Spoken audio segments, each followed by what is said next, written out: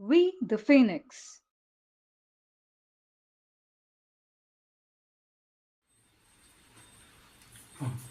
இப்போ அடுத்த வீடியோ இன்றைக்கி நம்ம பார்ட் 3 பார்க்குறோம். இந்திய அரசியலமைப்பு உருவாக்கத்தில் அரசியல் நிர்ணய சபை உருவான வரைக்கும் பார்த்தோம். இப்போ அரசியல் நிர்ணய சபையுடைய செயல்பாடுகள், அரசியல் நிர்ணய சபையின்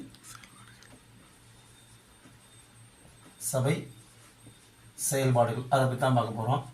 ஓகே, இப்போ இதில் முதல்ல என்ன தெரிஞ்சுக்கணும், அரசியல் நிர்ணய சபையில் எவ்வளோ உறுப்பினர் இருந்தாங்க, யாராக இருந்தாங்க அப்படின்னு பார்க்க போகிறோம். ஃபஸ்ட்டு அரசியல் நிர்ணய சபையில் உறுப்பினர்கள் எவ்வாறு தேர்ந்தெடுக்கப்பட்டாங்க அப்படின்னு பார்த்தோம்னா, ஒவ்வொரு மாகாணத்திலையும் சுதேச பகுதியிலையும் அவருடைய மக்கள் தொகையின் அடிப்படையில் தான் தேர்வு செய்யப்பட்டாங்க. அப்போ முதல் பயணம் மக்கள் தொகையின் அடிப்படையில் தான் அரசியல் நிர்ணய சபைக்கு உறுப்பினர்கள் தேர்வு செய்ய, மக்கள் தொகை தான் அடிப்படை.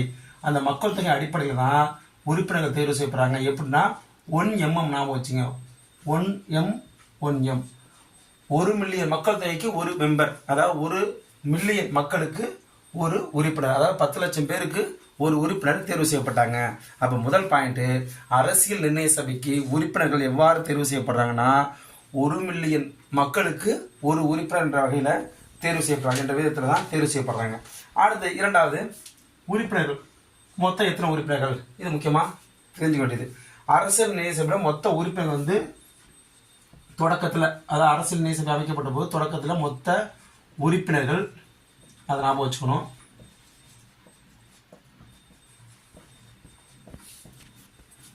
399 பேர். அப்போ அரசியல் நிர்ணய சபை தொடங்கப்பட்ட போது மொத்த உறுப்பினர்கள் 389 பேர், 389 பேர் தான் மொத்த உறுப்பினர்கள்.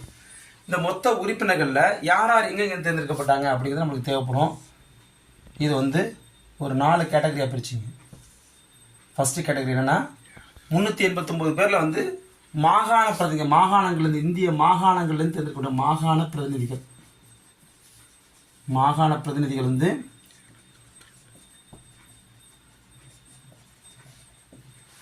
292 பேர். மாகாணத்தில் தேர்ந்தெடுக்கப்பட்டவங்க 292. சுதேச பகுதியில் தேர்ந்தெடுக்கப்பட்டவங்க 93. அதுபோல் பலுசிஸ்தான் சார்பில், அதாவது தனியாக பலுசிஸ்தான் சார்பில் தேர்ந்தெடுக்கப்பட்டவங்க ஒருத்தவங்க. அடுத்து மாகாண முதன்மை ஆணையர், கடைசியாக மாகாண முதன்மை ஆணையர் இவரோட கட்டுப்பாட்டில் மொத்தம் 3 இடங்கள். ஒன்று டெல்லி, இரண்டாவது கூர்க், 2 கூர்க்கு, 3 அஜ்மீர். இந்த 3 மாகாணத்துலேயும் 3 பேர் இந்த அஜ்மீர். இப்போ மொத்த உறுப்பினர்கள் எத்தனை பார்த்தோம்னா 389 பேர் கேட்கறது வாய்ப்பு இருக்குது. இதில் மாகாணத்திலேருந்து தேர்ந்தெடுக்கப்பட்டவங்க 292, சுதேச பகுதியிலேருந்து நியமிக்கப்பட்டவங்க 93, பலுசிஸ்தானில் தேர்ந்தெடுக்கப்பட்டவங்க ஒருத்தவங்க, மாகாண முதன்மை ஆணையர் கட்டுப்பாட்டில் இருந்தக்கூடிய டெல்லி, கூர்க், அஜ்மீர் ஆகிய பகுதியிலிருந்து 3 பேர் என இங்கே தலா ஒவ்வொரு இடம், மொத்தம் 3, மொத்தம் 292, 93, 1 + 3 சேர்த்தோம்னா 389 இடங்கள். சரி, இப்போ இந்த மாகாணத்தில் தேர்ந்தெடுக்கப்பட்ட உறுப்பினர் நேரடி தேர்தல், அதாவது மறைமுக தேர்தலாக தேர்வு செய்யப்படுறாங்க ஓட் பண்ணி. அதே போல் சுதேச பகுதியில் என்ன பண்ணாங்கன்னா, சுதேச மன்னர்களால் பரிந்துரை செய்யப்பட்டாங்க. இந்த 93 பேர் சுதேச மன்னர்களால் பரிந்துரை செய்யப்பட்ட நபர்கள். 10 லட்சம் பேருக்கு ஒருத்தர் நம்ம பிரிச்சுட்டோம். இது எவ்வாறு தேர்ந்தெடுக்கப்படுறாங்கன்னா, இதில் பாதி நேரடி தேர்தலும் பாதி மறைமுக தேர்தலும் இருக்குது. இதில் பார்த்தோம்னா சுதேச பகுதியில் உறுப்பினர்கள் அந்த சுதேச மன்னர்களால் பரிந்துரைக்கப்படுறாங்க. மாகாண பிரதிநிதிகள் தேர்தல் மூலியமாக தேர்ந்தெடுக்கப்படுறாங்க. இப்போ பலுசிஸ்தான், மாகாண முதன்மை ஆணையம் இதெல்லாம் தேர்ந்தெடுக்கப்பட்டாங்க. சுதேச பகுதியில் உறுப்பினர்கள் நியமிக்கப்படுறாங்க.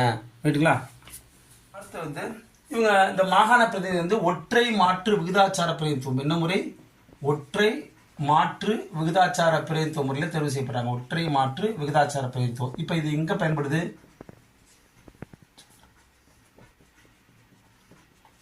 பிரதிநிதித்துவ முறையில். இது இப்போ பார்த்தோம்னா நம்ம ராஜ்யசபாவில் உறுப்பினர்கள் வந்து ஒற்றை மாட்டு விகிதாச்சார பிரதிநிதித்துவ முறையில் தான் தேர்வு செய்யப்படுறாங்க. இப்போ இந்த முறையில் வந்து தேர்தல் நடைபெற்று மாகாண சட்டப்பேரவை உறுப்பினர்களால் இவங்க வந்து பரிந்துரை செய்யப்படுறாங்க எங்கள் அரசியல் நிர்ணய சபைக்கு. அப்போ இந்த மாகாண சட்டசபைக்கு வந்து எப்போ தேர்தல் நடக்கும் பாருங்களேன், 1946 ஜூலை ஜூலை மற்றும் ஆகஸ்ட் மாதங்களில் மாகாண சட்டமன்றங்களுக்கு தேர்தல் நடக்குது. இந்த தேர்தலில் வெற்றி பெற்ற மாகாண சட்டமன்ற உறுப்பினர்கள் வந்து ஒற்றை மாட்டு விகிதாச்சார பிரதிநிதித்துவ முறையில் அந்தந்த மாநிலங்களுக்கு சார்பில் அரசியல் நிர்ணய சபைக்கு உறுப்பினர்களை அனுப்பி வைக்கிறாங்க. இந்த அரசியல் நிர்ணய சபையில் வந்து யார் அந்த தேர்தலில் யார் வெற்றி பெறாங்க அப்படின்னு பார்த்தோம்னா காங்கிரஸ் வந்து பெற்ற இடங்கள் வந்து 208,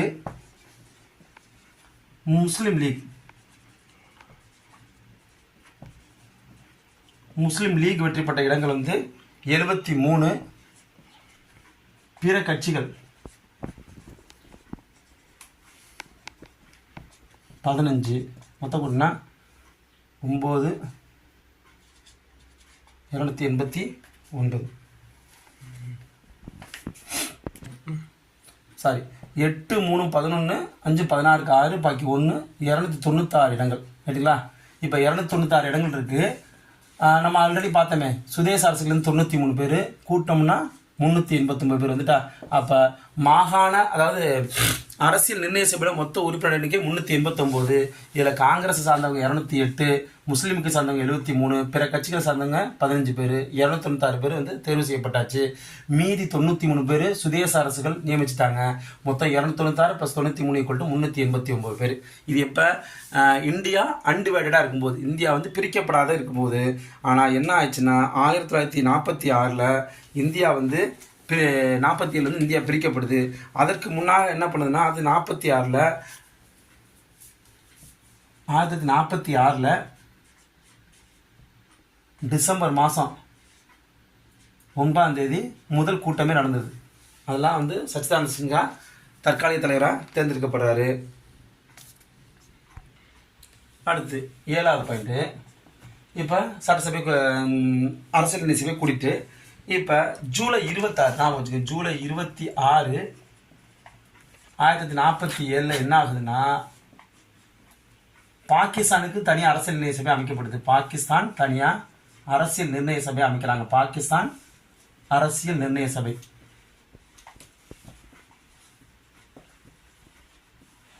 ஸோ இதுலேருந்து பாகிஸ்தான் என்ன பண்ணுறாங்க, பாகிஸ்தான் நாட்டை சேர்ந்தவங்க இந்த அரசியல் நிர்ணய சபையிலேருந்து வெளியேறாங்க. அப்போ இவங்க வெளியேறிய அப்புறம் இந்தியாவில் இருக்கக்கூடிய பிற பகுதிகளை ஒப்பிடும்போது இந்தியாவுடைய மொத்த அரசியல் நிர்ணய சபை உறுப்பினர் இந்திய அரசியல் நிர்ணய சபை உறுப்பினருடைய எண்ணிக்கை எத்தனையாக குறையும் பாருங்களேன். அரசியல் நிர்ணய சபை உறுப்பினர் எண்ணிக்கை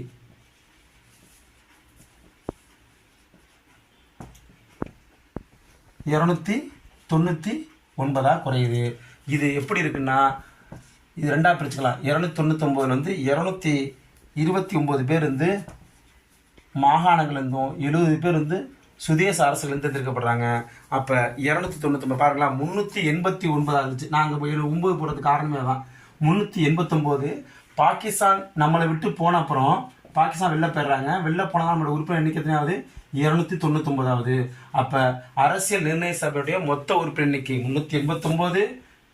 அதே வந்து பாகிஸ்தான் வெளியேறிய அப்புறம் இந்திய அரசியல் நிர்ணய சபையோட உறுப்பினர் எண்ணிக்கை 299. அந்த 299 229 மாகாணங்களிலிருந்தும் 70 பேர் சுதேச அரசுகளிலிருந்தும் தேர்வு செய்யப்படுறாங்க. இந்த அரசியல் நிர்ணய சபையில் மொத்தம் 15 பெண் உறுப்பினர் இருக்காங்க. எத்தனை பேர் இருக்காங்க, 15 பேர் வந்து பெண் உறுப்பினர்கள். அது முக்கியமாக தெரிஞ்சுக்கணும், பெண் எக்ஸாமில் கேட்டுக்கோங்க. பெண் உறுப்பினர்கள் 15 பேர்.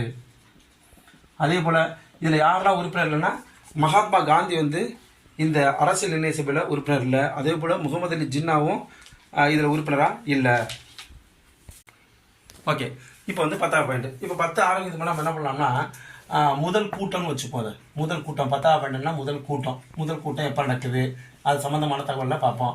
முதல் கூட்டம் வந்து 1946 டிசம்பர் மாதம் 9 நடக்குது. ஓகேங்களா. இந்த தற்காலிக தலைவர் தேர்வு செய்யப்படுறாங்க. தற்காலிக தலைவர் சச்சிதானந்த சின்ஹா. நம்ம அடிக்கடி சொல்லிக்கிட்டே இருக்கோம், அவர் எழுதிடுவோம். சச்சிதானந்த சின்ஹா. சின்ஹா வந்து தற்காலிக தலைவராக இந்த அவைக்கு தேர்வு செய்யப்படுறாரு. இந்த முதல் கூட்டத்துடைய கருப்பொருளே என்னன்னு கேட்டால் தற்காலிக தலைவரை தேர்வு செய்தல். அப்போ கருப்பொருள் தற்காலிக தலைவரை தேர்வு செய்தல்.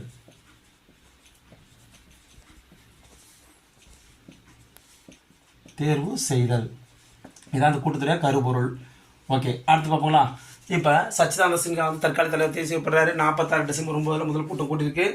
இதில் கலந்து கொண்ட உறுப்பினர்கள் எண்ணிக்கை, இதில் கலந்துக்கிட்ட உறுப்பினர் வந்து மொத்தம் 211 பேர் தான். மொத்தம் 299 பேரில் கலந்துக்கிட்டது 211 பேர் தான். வருகை வந்து 211 பேர் வருகை புரியுறாங்க.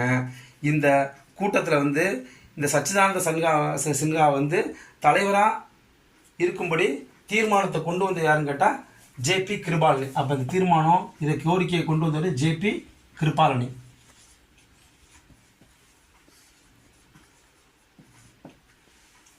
ஜேபி கிருபாலினி தான் சச்சிதானந்த சின்ஹா வந்து தற்காலிக தலைவராக தலைமையேற்கும்படி அழைக்கிறாங்க.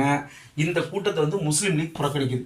ஓகேவா, ஆக்சுவலாக வந்து இங்கே 389 இருக்கணும் நான் வச்சுங்க. ஏன்னா இப்போ வந்து அன்டிவைடட் இந்தியா வந்து பிரிக்கப்படலை. அதனால் 389 212 பேர் தான் வந்துட்டாங்க. அதில் 299 பேர் இந்திய பகுதியை சேர்ந்தவங்கள அதை நான் வச்சுக்கணும். இப்போ இந்த கூட்டத்தில் வந்து முஸ்லீம் லீக் புறக்கணிப்பு.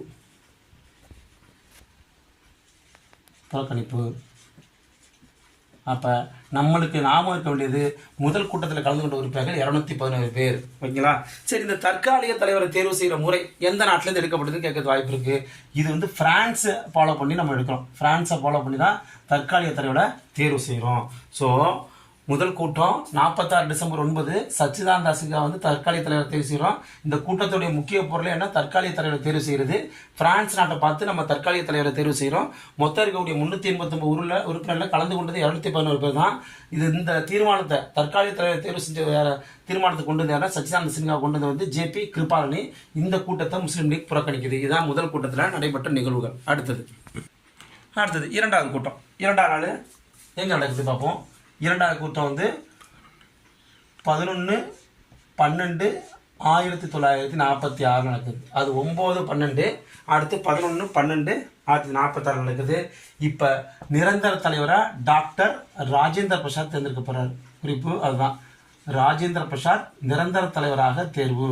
அப்போ அரசியல் நிர்ணய சபையின் நிரந்தர தலைவர் யாருன்னு கேட்டால் டாக்டர் ராஜேந்திர பிரசாத். இவர் தான் இந்தியாவுடைய முதல் குடியரசுத் தலைவரும் ஆகும். அடுத்து வந்து துணைத் தலைவர் வந்து இருவர். ஒன்று வந்து ஹச்சி முகர்ஜி. துணைத் தலைவர்னா ஹச்சி முகர்ஜி. அடுத்து வந்து விடி கிருஷ்ணமாச்சாரி.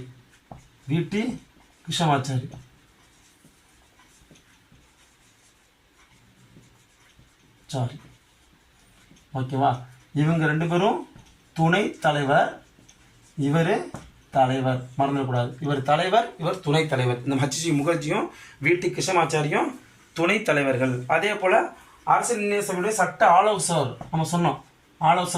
சட்ட ஆலோசகர் யாருன்னு சொல்லியிருக்கோம் போன வீடியோவில் நம்ம சொல்லியிருந்தோம். பிஎன் ராவ் வந்து சட்ட ஆலோசகர்.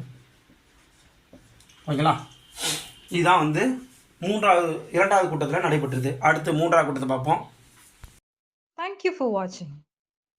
Don't forget to subscribe, like, share, and comment.